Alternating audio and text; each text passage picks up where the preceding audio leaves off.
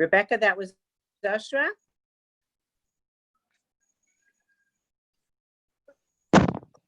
Sorry, Malka, what? I was Abigail. Abigail told you just a minute. Okay. Yeah. Okay. Beseda. We'll give everyone another. Ken? Okay. Okay. So good morning. Welcome to Parsha Talks, Matan's new Parshat Shavua initiative. This week we begin Sefer Devarim. Another name for the Sefer is Mishneh Torah, the repetition of the law. And from this name in English, we call the book Deuteronomy, which is from the Greek for the word second law. In essence, Sefer Devarim is a second brit, a second covenant between Hashem and Am Yisrael, renewing the brit that was made at Sinai, but this time with a new generation. It's not the parents' generation of the freed slaves who have died out, but the children who were born free in the desert. This covenant parallels the brit made with the parents. But every covenant reflects the unique aspects of the partners in the covenant. So different points are emphasized by Moshe in order to properly encourage this generation at this juncture in time. The book of Devarim is set entirely in the last month of Moshe's life. The book opens by telling us that we're at Rosh Chodesh Shvat, Vahi b'arba'im shana b'ashtei asar chodesh be'achad lachodesh, the first day of Shvat, and we know that Moshe died on the 7th of Adar. So we have about 5 weeks where Moshe is speaking to the people before his death. This could have been a chance for Moshe to rest on his laurels, look back at a life of achievement, but Moshe does not waste his last opportunity with Am Yisrael on a retrospective. As always, he is Moshe Rabbeinu, Moshe our teacher, making every moment a teaching moment. He may not be able to accompany the nation into Eretz Yisrael, but he's going to make sure that he gives them all the preparation and every advantage that he can so that they will be able to get through these very difficult times that are ahead of them. So in Sefer Devarim, we find that he makes 3 speeches, which are his legacy to the people. There's a short speech at the beginning called the historical speech, a longer speech which takes up the bulk of the book in the middle, known as the mitzvot speech, and then the final speech, again a shorter speech, which is his farewell to the nation. And our book opens with 5 psukim, which are an introduction to this entire group of speeches, and they serve to center us in time and place. No other book has an introduction like this, so already when we open Sefer Devarim, we see that this is a different kind of book than the other 4 Chumashim. Our Parsha, after that introduction, includes the vast majority of that first speech, which is the historical speech. And it's known as the historical speech, not because it's the only one that refers to historical occurrences, but it has only history in it and no mitzvot. It's an overview of the history of Am Yisrael from after the revelation at Har Sinai until they arrived in the plains of Moab in preparation to go into Eretz Yisrael. Clearly, in this short speech, Moshe could not review all of that history. So when we read Parshat Devarim, we have to try to understand the logic behind Moshe's selections. It's a finely crafted speech, and when we examine it carefully, we can see that it is directed to serve the purposes which Moshe had in mind. So let's look at what we have. If we take a look at the Parsha and we divide it roughly, we can see that the speech, which comprises this Parsha, can be divided into 2 parts. The first part focuses on the main events of the parents' generation, and the second focuses on the recent events of the second generation. Starting in Pasuk 6, after that 5 Pasuk introduction, Hashem says to the people, Rav lachem shevet bahar hazeh, you've been sitting here too long at Har Sinai, pnu usu'u lachem. It's time to get going. It's time to start a new path, to recalculate, to go on a new way, because there's been too much sitting around and wasting time. And we'll see that these are key words in our Parsha. Am Yisrael is given many opportunities for a fresh start. So Moshe starts his description, and what does he start with? A long description of Chet HaMeraglim, the sin of the spies. This is the sin which brought us to the point we are at the beginning of Sefer Devarim. Why? Because if we look back into the Psukim in Sefer Bamidbar, before Chet HaMeraglim and the punishment of the years in the desert, we can feel the excitement of Moshe. They're just outside Israel, in Kadesh Barnea. They're about to enter the promised land. This is the grand moment they've all been waiting for. In Parshat Ba'alotcha, Moshe excitedly invites Yitro to join Am Yisrael because he says, "Nos'im anachnu el hamakom asher amar Hashem oto eten lachem." We are going to that place which God promised to give us. And Rav Soloveitchik described this as the Great March. Moshe truly believes that he's about to enter the land, and the promise of the land is about to be fulfilled. But this is before a series of downfalls of Am Yisrael, which leave them wandering in the desert. All these hopes are dashed when the spies return, describing the land as a harsh land which cannot be conquered, a land which is inhabited by giants. And the reaction of the people is to cry and to give up hope. This difficult punishment comes down, and it's just painful to read the psukim about it. We can hear Hashem's anger in the words of the psukim. Ad matai le'idah hara'ah hazot. He calls them a wicked community, and he decrees, Bamidbar hazeh yiplu pigrechem. Your carcasses will drop. It's very harsh language. Your carcasses will drop in this desert. Your children will suffer the consequences of what you have done. They're going to be forced to wander the land for years. And again, the use of the word pigrechem, your carcasses, and uvnechem, and what you have done to your children. And the word, and it repeats as well, edah hara'ah, the wicked community. These people are now not destined to enter the land, but to wander aimlessly until the generation whose sin dies out. And that's where we are now at the beginning of Parshat Devarim. Moshe is addressing those children who roam the desert, waiting for the generation to die out.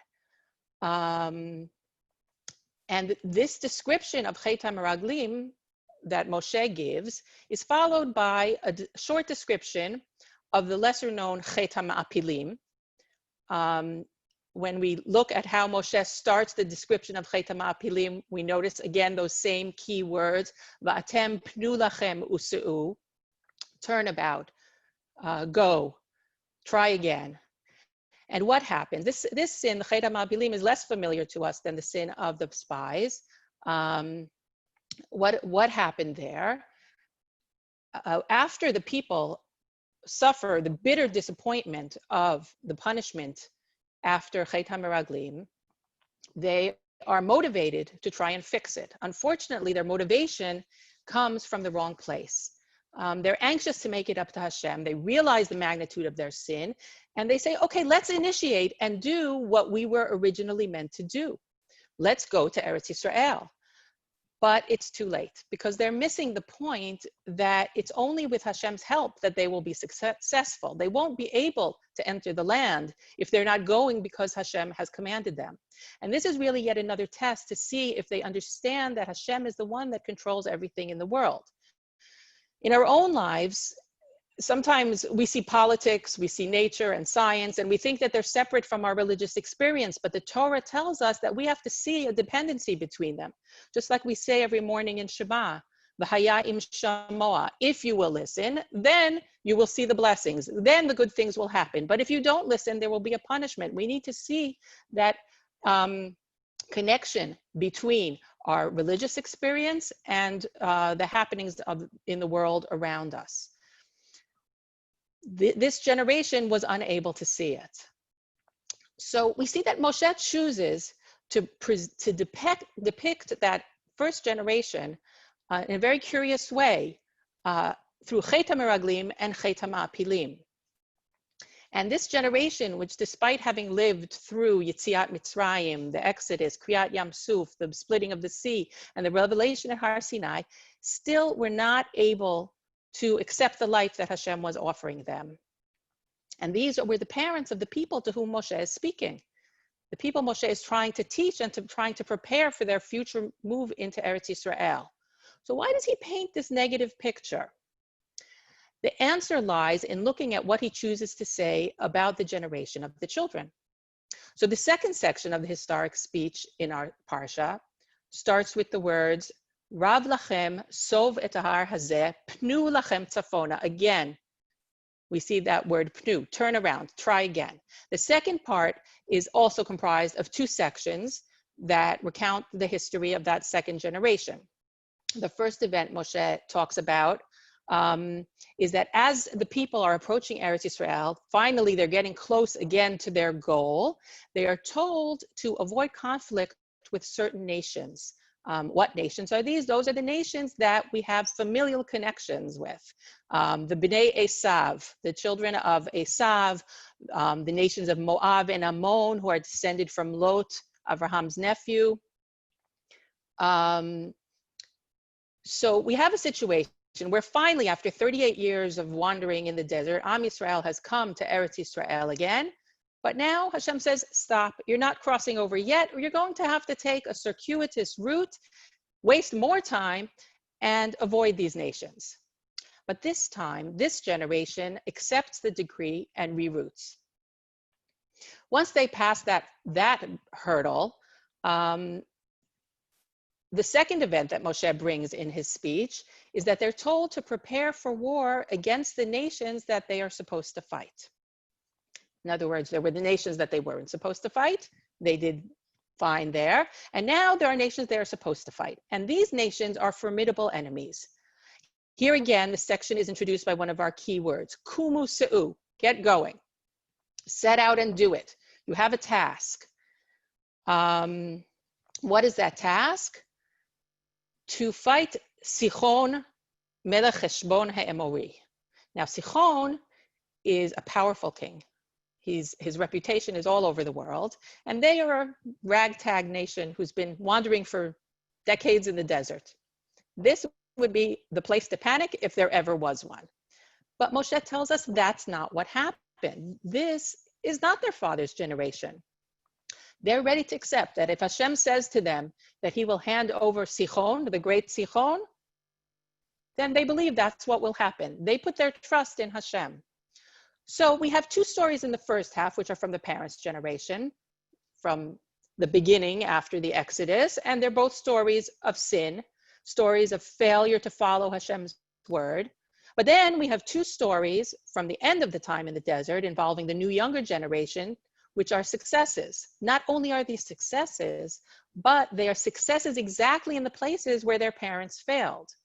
Moshe is contrasting the two generations. He is saying to the children, it's okay, you're in a good place.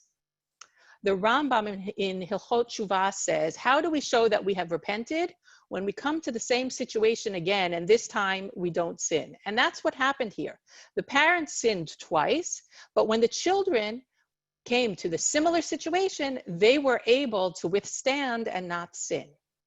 Even if we look back at the content of the stories, we see that in the language, there's a well thought out comparison. Let's see even just one example of this. In the first example of the parents' generation, talking about Chet HaMeraglim, the spies reported that the land was inhabited by giants, that it could not be taken, that they felt like grasshoppers. They felt small because they didn't feel Hashem beside them and thought that if they tried to go into Israel, they would die in the attempt. And they gave up. But in the children's generation, they have a similar task. They're sent to battle against the great Sichon, a warrior with a scary reputation, and Og, king of Bashan, who's actually described as a giant. But even though they too have to face giants, they do not fear because they know that Hashem has promised to deliver them into their hands. So they pass the test that their parents have failed. Clearly, Moshe's message to them is that history doesn't have to repeat itself. Sefer Devarim is a renewal of the covenant for a new generation. Moshe is saying, don't worry, you're not your parents, and you have the ability to go beyond what they have done and follow the mitzvot that Hashem gives you. You can see that Hashem's hand is what guides you, so that when you receive something that's maybe a little daunting, a mitzvah, some kind of commandment that is scary, you don't have to worry. And we see that Moshe has chosen to retell us what Moshe has chosen out of the history of the time in the desert. What he has chosen in this speech in Parshat Devarim is really meant to be a comfort to the people. He's trying to highlight their abilities, precisely those abilities which their parents' generation didn't have, And these are the abilities which will enable them to successfully conquer the land.